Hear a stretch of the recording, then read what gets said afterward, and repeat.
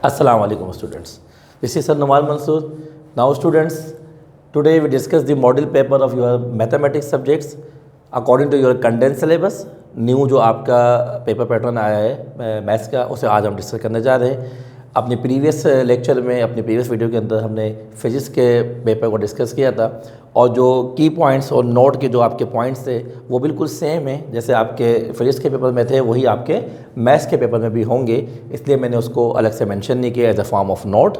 लेकिन बात वही ज़हन में रखिएगा कि आपने जो भी MCQs आपने उसको करेक्ट करना है तो आपने सही ऑप्शन के साथ अपने आंसर को लिखना है। नोट की इन्फॉर्मेशन जो फिजिक्स में थी वही मैथ्स में आपके पास स्टार्टिंग में होगी, ठीक है। बस एक चीज़ जो यहाँ पे मेंशन करनी थी वो ये थी कि ईच क्वेश्चन के 2 मार्क्स, यानी कि यहाँ पे आपके पास MCQs में जो एक MCQs आपका वो 2 मार्क्स का है और टोटल MCQs आपके पास 18, 1 to 18 MCQs आपके क्वेश्चन नंबर 1 में। ईच क्वेश्चन कैरीज 2 मार्क्स, तो it means total marks of your section A, your maths paper, आपका जो सेक्शन ए है मैथ्स पेपर का, उसके जो टोटल मार्क्स है सेक्शन ए के वो हो गए 36।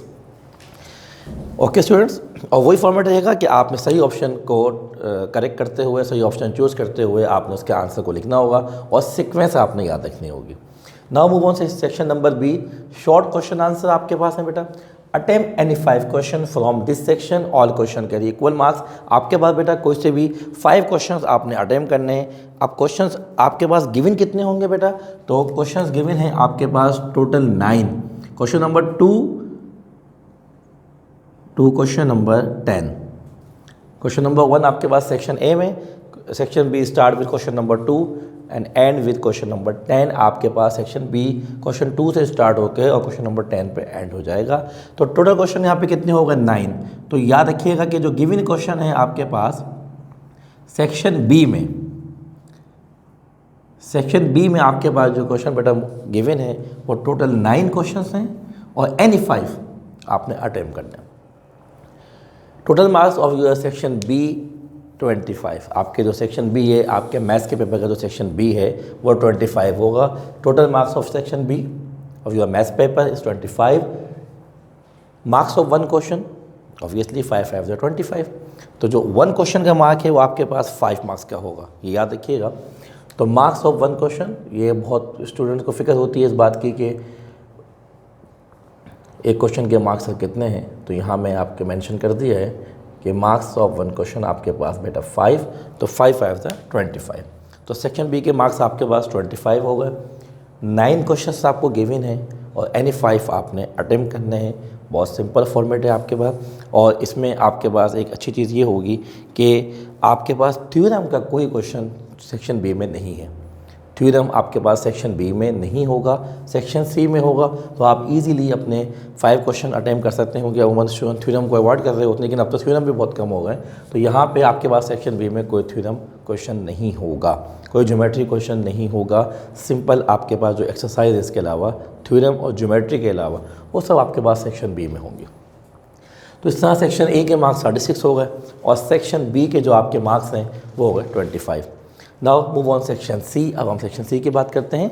वहाँ पे आपके कितने क्वेश्चंस गिवन हैं, कितने आपने अटेम्प्ट करने हैं, उस पर बात करूँगा। तो बेटा मैं सेक्शन ए के लिए बोर्ड रिमूव कर देता हूँ, आगे आप सेक्शन सी नोट कर लें अपने पास। इस तरह पूरा एक फॉर्मेट आपके पास पेपर का आ जाएगा, मॉडल क्वेश्चन पेपर का, कि वो किस तरीके से आपके पास होगा। तो सेक्शन सी में आपके पास कितने क्वेश्चन गिवन हैं और कितने आपने अटेम्प्ट करने हैं, तो टोटल 4 क्वेश्चन गिवन होंगे आपके पास सेक्शन सी।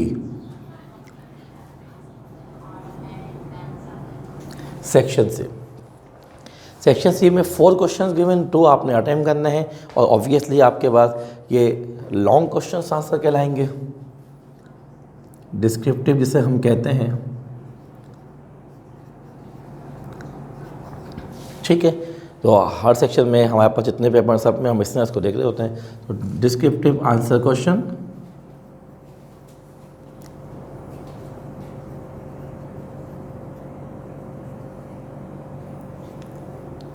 सेक्शन सी में आपके पास टोटल क्वेश्चंस कितने हैं। सेक्शन बी में आपको जो गिवन क्वेश्चन है बेटा, how many question are given से सेक्शन नंबर सी, 4 क्वेश्चंस आपको सेक्शन सी में गिवन होंगे और अटेम्प्ट एनी 2 क्वेश्चंस आपने अटेम्प्ट करने होंगे। यहाँ पे मेंशन कर देता हूँ, attempt any 2 questions. Note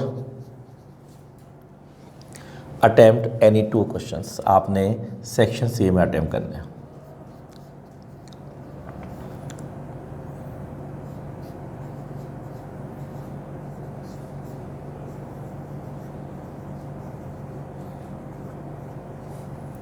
any 2 questions. Question number 10, question number 11, 12, 13 and 14। तो इसका मतलब ये होगा कि सेक्शन सी जो है वो क्वेश्चन नंबर 11 से आपका स्टार्ट हुआ और लास्ट क्वेश्चन आपके पेपर का क्वेश्चन नंबर 14 होगा। तो आपको टोटल 4 क्वेश्चंस गिवन होंगे सेक्शन सी में।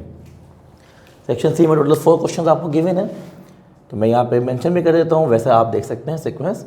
तो गिवन क्वेश्चंस जो आपको सेक्शन सी में है वो हो गए 4 और अटेम्प्ट आप जो करने जाएंगे वो कोई से भी 2 क्वेश्चन आप अटेम्प्ट करेंगे। लेकिन एक बात यहाँ पे बहुत ज़्यादा इंपॉर्टेंट है, वो ये कि थ्योरम सेक्शन सी में आपके पास होंगे और थ्योरम ज़्यादा हैं, 3 थ्योरम आपके पास है। इस मीन के सेक्शन सी आपके पास, सेक्शन सी जो है वो 50% आपके थ्योरम पे है। 50% मैंने इसलिए कहा कि जो एक क्वेश्चन होगा आपके पास वो आपका हो जाएगा चैप्टर नंबर 5 से, जो है फैक्टराइजेशन का।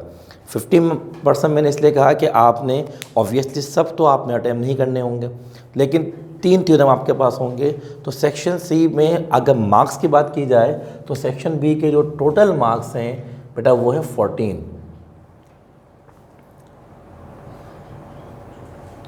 ठीक, तो सेक्शन सी के जो मार्क्स है वो 14 है। अब थ्योरम कितने गिवन होंगे इसके अंदर? थ्योरम आपको गिवन है 3 थ्योरम आपको गिवन है। 1 to 5 आपने अवॉल्व थ्योरम करने हैं। मैं यहाँ पे ये मेंशन कर दूँ आपको कि 1 to 5 according to your condense syllabus आपने 1 से लेके 5 यानी कि 1 to 5 थ्योरम की प्रिपरेशन करनी है। उनमें से 3 थ्योरम आपके पास मस्ट हैं और ये भी मैं आपको इंडिकेट कर दूँ कि theorem number 2 and theorem number 5 ये तो मोस्ट इंपॉर्टेंट थ्योरम है, ये आपने लाजमी करने हैं। इन ये 2 और 5 अगर आपने थ्योरम कर लिए, प्रिपरेशन कर ली अच्छी तरीके से, तो उसमें आपको बेनिफिट ये होगा कि आप सेक्शन सी के 2 थ्योरम इजीली अटेम्प्ट कर लेंगे। ये मैंने मोस्ट इंपॉर्टेंट कह के बताया है, लेकिन इसका मतलब हरगिज़ ये नहीं है कि सिर्फ यही आएंगे, लेकिन ये मोस्ट इंपॉर्टेंट है, आएंगे लाजमी, इसमें से आ सकता है। तो 1 से 5 थ्योरम है, वैसे तीन थ्योरम गिवन है आपको और एक क्वेश्चन नंबर आपके पास फैक्टराइजेशन का सवाल होगा जो चैप्टर नंबर 5 से होगा, जिसमें आपके पास 5.3 है, 5.2 है, 5.4 है। ये आपके पास एक्सरसाइज होंगी जिसमें आपने उसको फैक्टराइजेशन करनी है। तो अब आपकी मर्ज़ी है, आप वो अटैम्प्ट एक क्वेश्चन वहाँ से अटैम्प्ट कर सकते हैं या फिर आप चाहें तो 2 थ्योरम कर सकते हैं। 5 थ्योरम आप प्रिपरेशन कर लें, उसमें से कोई से भी 2 थ्योरम आप अटैम्प्ट कर लेंगे, 3 थ्योरम आपके पेपर में होंगे। तो टोटल मार्क्स सेक्शन सी के 14 है, तो मार्क्स ऑफ 1 क्वेश्चन आपके पास 7 हो गया, तो 7 2 14। तो इसका मतलब ये होगा कि सेक्शन सी में जो एक क्वेश्चन आप अटैम्प्ट करने जा रहे हैं वो 7 मार्क्स का होगा।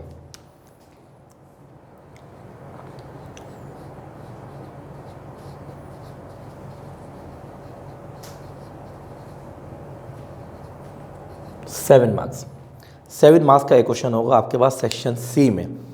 ठीक, तो टोटल मार्क्स 14 सेक्शन सी के, सेक्शन बी के टोटल मार्क्स 25 और सेक्शन ए के आपके पास टोटल मार्क्स 36। 18 MCQs हैं और 1 मार्क का एक MCQs होगा। तो ये एक paper pattern model question paper मैंने आपसे डिस्कस किया है जो इस साल आपके 2 आवर्स के हिसाब से होगा। आपके जो पेपर की टाइम लिमिट है वो 2 आवर्स है।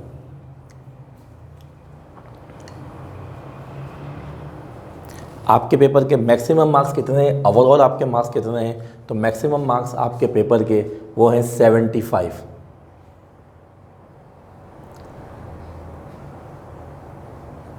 टू ईयर्स हम काउंट करेंगे, नाइनोमेट्रिक तो आपके पास मार्क्स बन जाएंगे 150।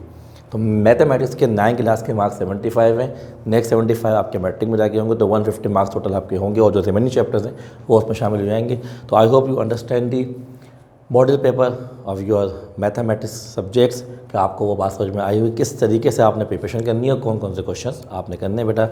अल्लाह हाफिज़।